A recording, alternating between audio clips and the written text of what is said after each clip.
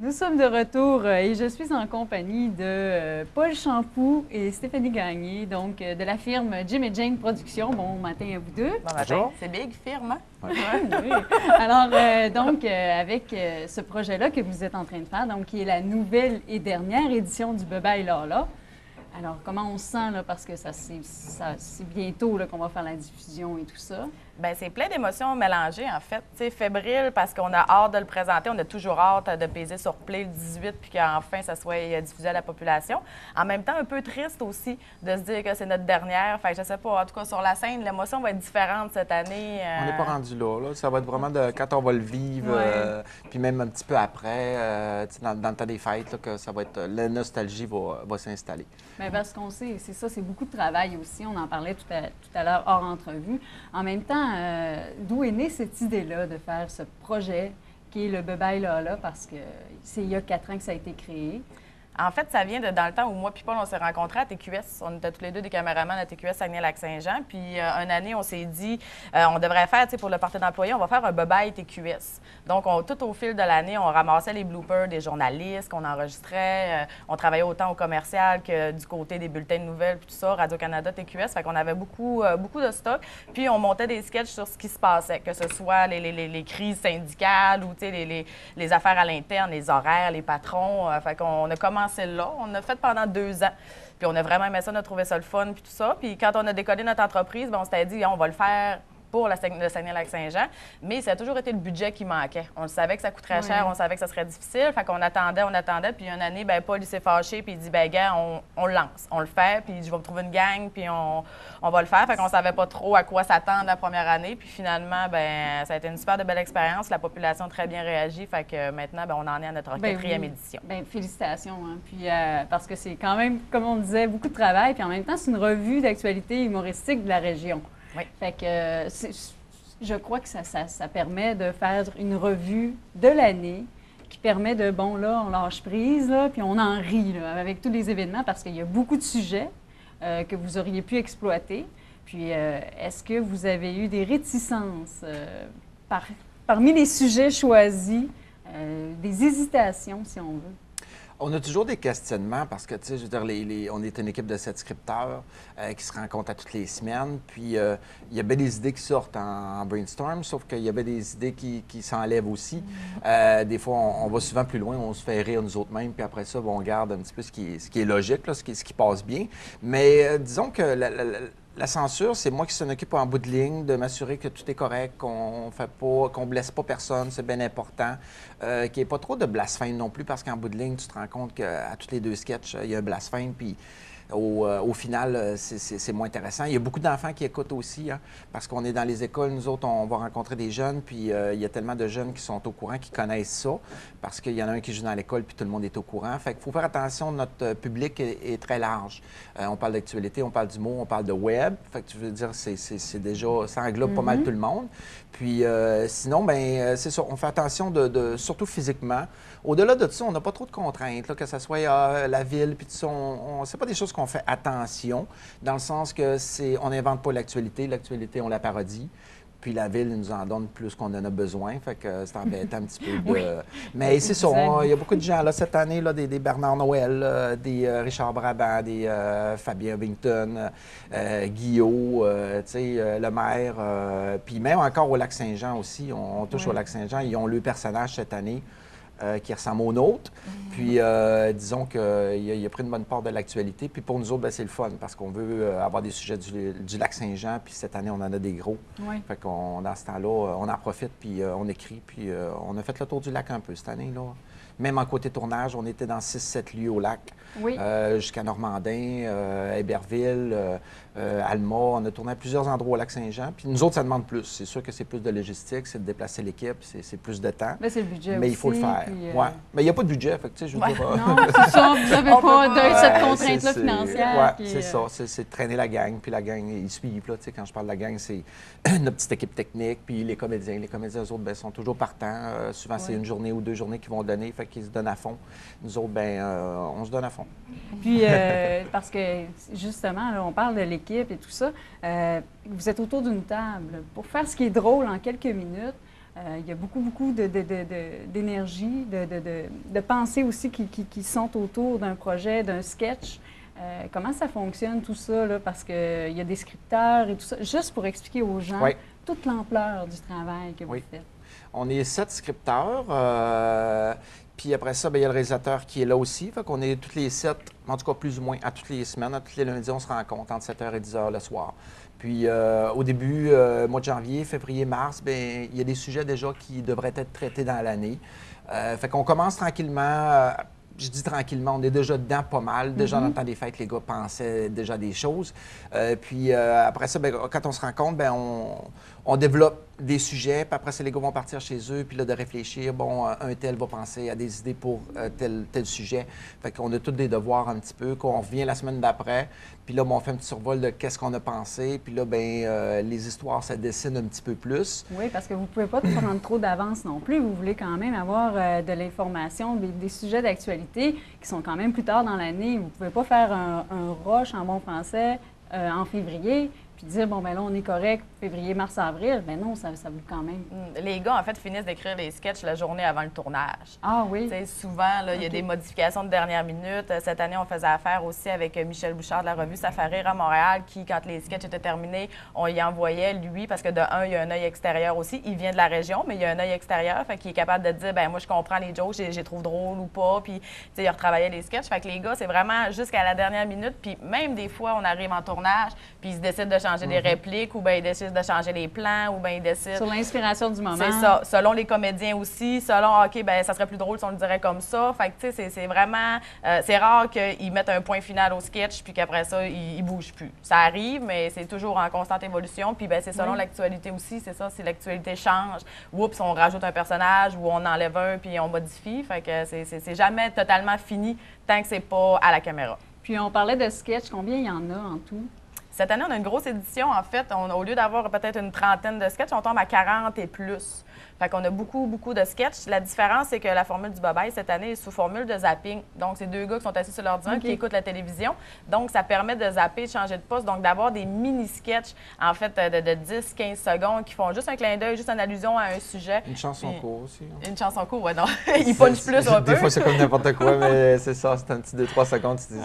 C'est quoi j'ai vu là? Tu le réécouteras une deuxième fois, là. Mais on a beaucoup de matériel. Ça roule, c'est dynamique, c'est différent. Les gens vont être un petit peu, je dirais pas étourdis, mais ils vont le réécouter une deuxième fois. T'es plus bombardé. C'est plus qu'un sketch de 30 secondes à 2 minutes assis. Puis là, whoop, là, t'as quelque chose qui arrive. Fait que ça fait réfléchir. L'autre sketch va commencer. Fait que c'est sûr et certain que ça va bouger beaucoup. Puis, tu sais, on dit que c'est des petits sketchs, mais les petits sketchs sont quasiment aussi longs à tourner que les gros sketchs. Dans le sens que c'est autant de préparation que le texte aussi, la scénarisation, c'est aussi long à faire. Fait que, tu sais, même si le sketch, mais t'as plein de petits sketchs de 5 secondes. Ouais, mais le 5 secondes est aussi long à préparer que les sketchs de 3-4 minutes, puis tout ça. Fait que c'est vraiment pas à ça, mais de toute manière, on voit le vif intérêt du public aussi. Puis je pense pour les auditions, vous avez eu quand même beaucoup de gens qui ont voulu participer à ça, si je me trompe pas, là. Oui, encore une fois, cette année, on a une belle réponse. Puis, tu sais, c'est ce qui est valorisant aussi pour nous, dans le sens qu'on fait ça pour la population. On fait ça pour moi puis Paul, pour avoir du fun, les gars, les scripteurs, l'équipe, parce qu'on aime ça. Mais on le fait aussi pour les gens du Saguenay-Lac-Saint-Jean. Sinon, tu sais, pourquoi on le ferait? Puis de voir que les gens, à la première année, on a été vraiment surpris de voir justement l'engouement qu'il y a eu. Cette année, l'engouement a été la même. Fait qu'on a été très fiers justement de voir que les gens ont envie de jouer, ont envie de participer. Ils savent que c'est bénévole, ils savent que c'est de la job, ils savent que c'est les week-ends, ils savent que ça va, mais ils sont là. Puis quand ils sont sur les lieux de tournage, sont là, sont prêts, puis tu sais, ils savent qu'ils vont avoir besoin de travailler puis apprendre parce que c'est pas des comédiens de métier, de profession. Fait qu'ils donnent leur 100 puis c'est vraiment une belle expérience qu'on leur offre puis qu'ils nous offrent aussi. Parce qu'on a découvert des talents, on a découvert des jeunes, on a découvert plein de gens de la population eux aussi ont découvert, ces personnes-là. Je pense que, hey, j'aime ça, moi, participer à ça, puis peut-être que ça a ouvert des portes chez certaines personnes s'en aller aussi dans la production ou pas dans la production, mais sur un plateau. sur une scène. Oui, parce que ça change. C'est le beau derrière l'histoire aussi. Hein, ça change la vie de bien des gens. Puis ça, c'est notre récompense. Dans le sens, les jeunes, les parents nous disent l'année d'après, mon gars est en théâtre, puis depuis qu'il a fait le bye-bye, il a complètement changé. Il veut s'en aller là-dedans, puis tout ça. Fait que là, tu te dis, en tout cas, c'est ton problème, mais c'est le fun. Ça les pousse, les jeunes. Puis même les moins jeunes, il y a des gens, il y en a un qui travaille avec nous autres, la famille Bellemare. Son enfant, Alex, il a 15 ans, puis il est avec nous autres, il fait le son. Puis il l'a fait l'année passée, il l'a fait encore cette année. Son père s'implique aussi. Son père s'en va en cinéma cette année. Puis c'est un changement de carrière complètement. Même le petit Alex aussi, qui était comme en décrochage à l'école, qui avait moins d'intérêt, etc.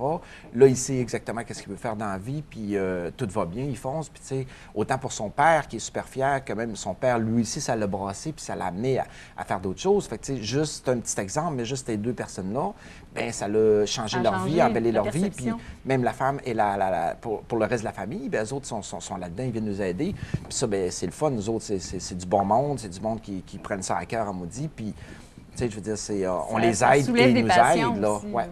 Et puis, on parlait de l'implication des gens. Il y a aussi des personnes connues qui participent à cette édition-là, des personnalités connues aussi. Donc, je ne sais pas si vous pouvez nous en parler un peu, nous donner quelques noms. C'est sûr qu'à chaque année, on a nos comédiens un peu de renom montréalais. On a eu Philippe Laprise, puis ça dans les premières années. On a encore une fois Richard Robitaille cette année qui revient. René Rousseau également. C'est des gens qui ont participé à l'édition précédente puis qui ont tellement aimé ça. Puis, tu sais, je veux dire, on veut revenir au Saguenay. Tu sais, Richard vient pas de la région, mais lui, il triple, là, il vient en vacances ici. Puis même des fois, quand il a envie de relaxer puis de s'évader de Montréal, bien, il revient au Saguenay. Fait que, tu sais, on a fait découvrir le Saguenay à des gens aussi de Montréal. René Rousseau, bien, lui, il adore ça. Fait que s'il peut, il se déplace, il vient nous trouver. Cette année, on a fait appel à François Maranda aussi, qu'on avait essayé de rejoindre l'an passé, mais selon les disponibilités, c'est sûr que c'est toujours compliqué. Puis on est les fins de semaine, on est l'été.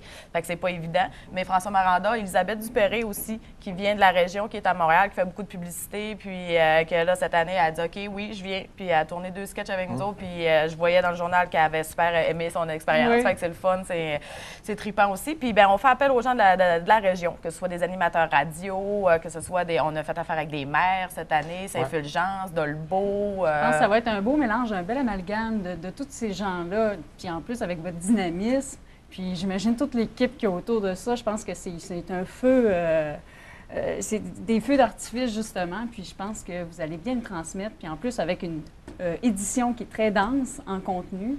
Et cette édition-là, quatrième et dernière édition-là, va être présentée quand? En fait, c'est le 18 décembre, donc jeudi prochain. C'est vrai, il faut que je change.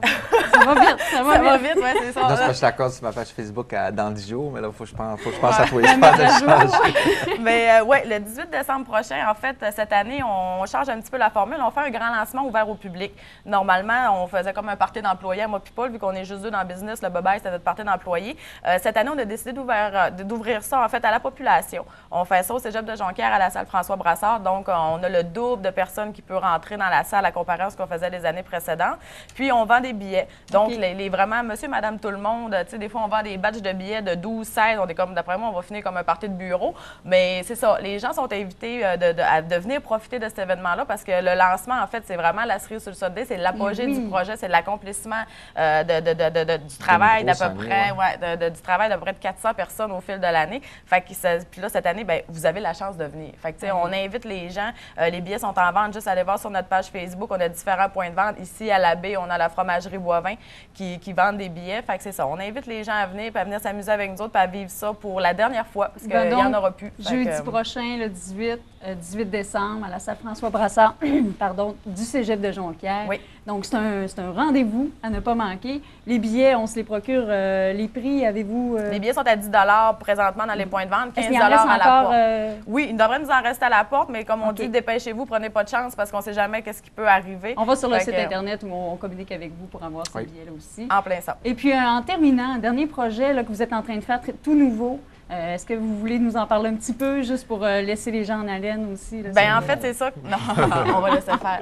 Non, mais en fait, c'est un peu pour ce projet-là, c'est un peu la raison pourquoi on doit mettre fin au Bye-Bye Lala. En fait, le Bye-Bye Lala, c'est plus de 3000 heures bénévoles que l'entreprise met, puis ça, c'est quasiment juste Paul, là, je parle quasiment juste de ses heures à lui.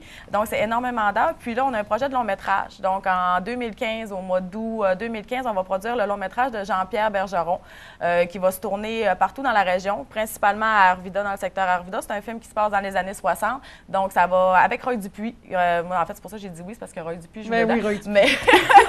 À cause de Guylaine Tremblay. Oui, Guylaine Tremblay, OK. Donc, c'est pas l'équivalent. Oui, mais c'est ça. Fait qu'on a une belle brochette de comédiens de Montréal d'expérience. Puis Jean-Pierre Bergeron a eu l'idée de tourner ça ici en région. Lui est natif du Saguenay, de Jonquière. Donc, quand il nous a approchés pour nous proposer ce projet-là, on a eu peur un peu parce que c'est un gros projet. Ça paraît pas, mais c'est un gros budget, c'est un gros déploiement. Nous, l'équipe technique, pour le Bye-Bye, on est 4. Pour le film, on risque d'être 50 sur le plateau. Fait que la gestion est décuplée. Ah oui, mais c'est un beau projet, c'est intéressant. C'est un beau défi à relever. Oui, vraiment. Puis encore une fois de plus, on va impliquer la population. Notre but, j'imagine, c'était ça, c'était de faire travailler les gens du cinéma de la région, la population. Donc, on va avoir besoin encore de figurants, on va avoir besoin d'équipes techniques, de gens pour nous aider, de partenaires encore pour nous appuyer dans ce projet-là. Fait que ça va vraiment être un beau projet. Fait que 2015, en janvier, on recommence sur un autre projet, mais ça va être aussi intense, sinon plus que le Bye-Bye Lala. Puis on reste quand même encore dans notre... on est pro-régionaliste aussi. Hein. on veut vraiment... On croit ici que tout peut se faire ici. Puis avec Jean-Pierre Bergeron, qui y croit aussi. Fait que, c'est de montrer quand même que c'est de dynamiser le secteur dans lequel on travaille aussi, le cinéma. Puis le cinéma au Saguenay, de l'amener ici. Tu sais, il y a eu avec Sébastien Pilote. Là, c'est différent. C'est vraiment une production qui vient de la région et non une équipe de Montréal qui descend nécessairement. En tout cas, c'est le fun. Ça va être un beau mélange des deux. Ça va être une belle visibilité aussi parce que c'est sûr et certain qu'on veut que le film se promène au Québec, mais sa grande mission première va être à l'international également. Fait que c'est vraiment une belle... Ouais, il va être tourné exclusivement en anglais, à part les rôles de Guylaine Tremblay et Manuel Bilodeau qui seront français, mais sinon, la grande majorité du film sera en anglais. Mais c'est ça, c'est une belle porte d'entrée encore au cinéma québécois dans notre région. On est content d'en faire partie, puis on a bien hâte de commencer ça. On vous souhaite bonne chance dans ces projets-là, puis on va vous suivre aussi. Et puis, bonne diffusion pour le Bye-Bye Lala, quatrième et dernière édition de cette revue d'actualité humoristique régionale. Alors, merci beaucoup pour cette belle entrevue. Puis, bonne diffusion pour le Bye-Bye Lala. Merci. Merci.